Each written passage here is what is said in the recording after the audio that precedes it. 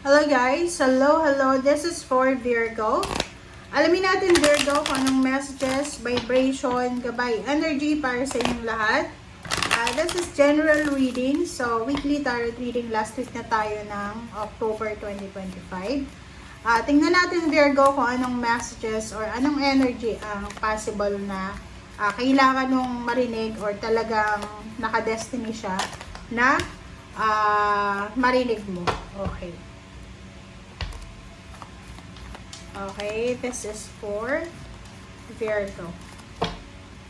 Okay, Virgo, mature woman, number 6. Balance. So, parang ang nakikita natin dito sa linggong ito, this is the last week of October 2025, kinakailangan mo daw na maging mature. Maturity. Ano ba ang definition ng maturity para sa'yo? Kailangan nating maging mature sa isip, sa puso, sa salita at sa gawa. Okay? Sinasabi ng baraha din sa'yo dito na maybe you need balance or may kailangan kang balansehin sa mga taong mataas yung posisyon sa'yo, trabaho, society, negosyo, sa pamilya. Parang ganun. Kasi ito ay balance eh. Balance yung mature woman. So, parang ang sinasabi ng baraha sa'yo dito na mag-iingat tayo, okay? Mag-iingat tayo Virgo kasi possible na merong isang mataas yung posisyon, trabaho man yan, negosyo, or sa society na nakamatsyag sa'yo. Binamasdan ka, pinag-aaralan ka. Kung nasa loob ka ng trabaho, negosyo, company, kailangan mong maging aware kasi baka patulog-tulog ka dyan or pa-chill-chill ka. Pwedeng isa ka sa mga taong i-terminate yung contract, i-lay off kasi panay absent mo ba or panay tulog mo sa trabaho or kung ano man yan na rason kung bakit yung mature woman na yan, maybe babae or lalaki yan, ay pinagmamasdan ka or tawag dyan, chine-check ka palagi.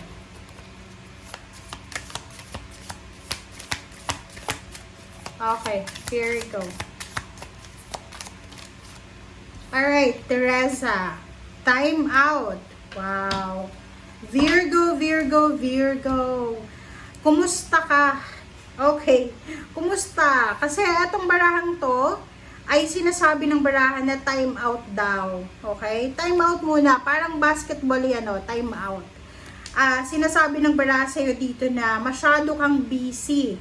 Masyado kang abala. Masyado kang busy sa trabaho. Ikaw ba ay pinapasan mo lahat ng responsibilities ng family mo or kung ano pa man? Kasi dito sa barahang to sinasabi na this is the perfect timing para tigilan mo na daw. Yung halimbawa lang to may asawa ka na pero yung sweldo mo pinibigay mo sa parents mo, tapos may anak ka, tapos yung anak mo inaasa mo lang sa asawa mo yung para sa anak mo, ganun yung or pwedeng sa'yo yung sweldo mo is 25,000 pesos per month. Yung 20,000 binibigay mo sa pamilya mo and yung 5,000 budget mo. Parang ganun. So, dito sinasabi oras na, Virgo. This is the perfect timing para unahin mo muna ang sarili mo. Take a rest.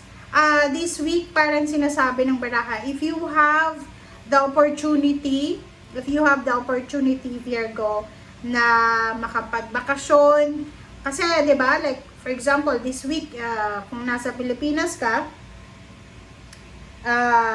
starting, October 27 ba, yung vacation ng mga kids.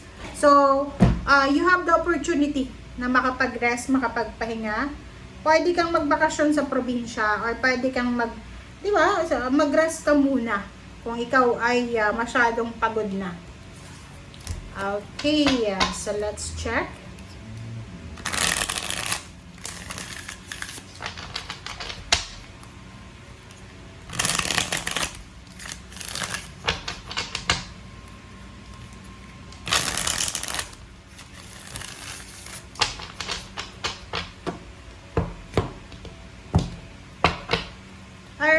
Virgo. Okay, Nine of Swords. Overthinking ka. Okay, and Knight of Rods. This is some excitement. OMG. What the? Kaloka ka? Okay, careful. You need to be careful doon sa mga Virgo. Are you married? Are you with someone else? Like boyfriend, girlfriend? Committed relationship, live-in partner, parang ganon. Kasi, meron dito, lalo yung mga Virgo na nasa long distance relationship, pwedeng nasa ibang bansa ka or nasa ibang bansa yung partner mo. Sa linggong ito, ihanda mo yung sarili mo. You need to prepare yourself kasi posibleng kayo ay mag-away ng iyong asawa, boyfriend, girlfriend, or even magulang, or kung sino man ito, friends, and pwede kayo ay mag-away, and yung pag-aaway na yon ay overthink mo na naman yon. And the Nine of Swords is here, sinasabi na posibleng yung Five of Rods na to, yung pag-aaway na yan yung rason kung bakit hindi ka makakatulog for the whole week.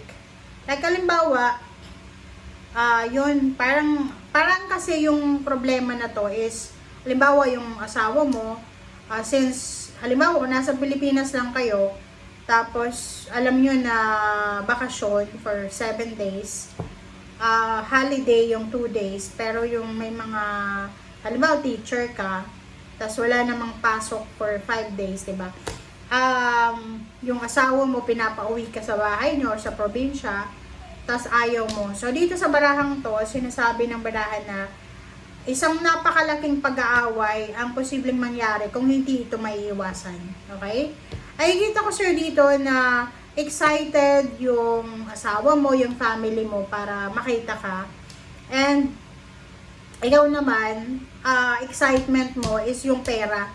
Parang, you sacrifice your family, you sacrifice your parang vacation time kasi gusto mong makaipon ng pera, which is yun yung purpose mo. Alright, so let's check.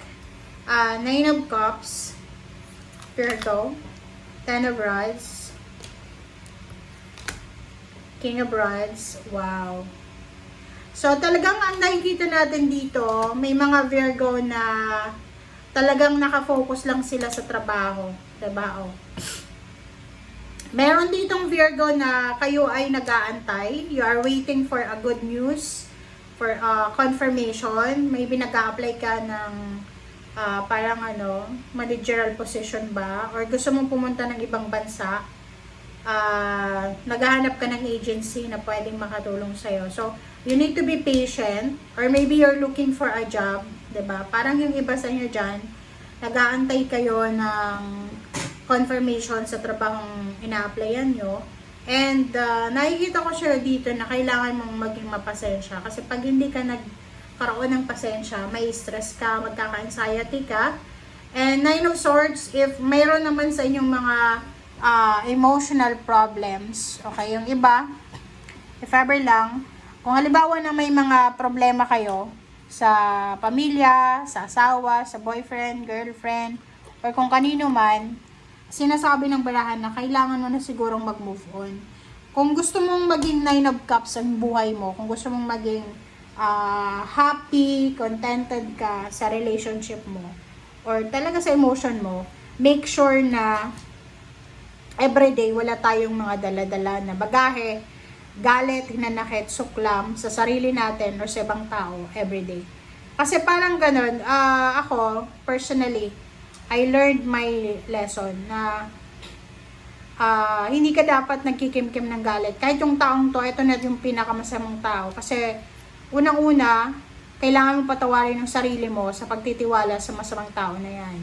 Pangalawa, you need to forgive yourself and the other person para sa peace of mind mo.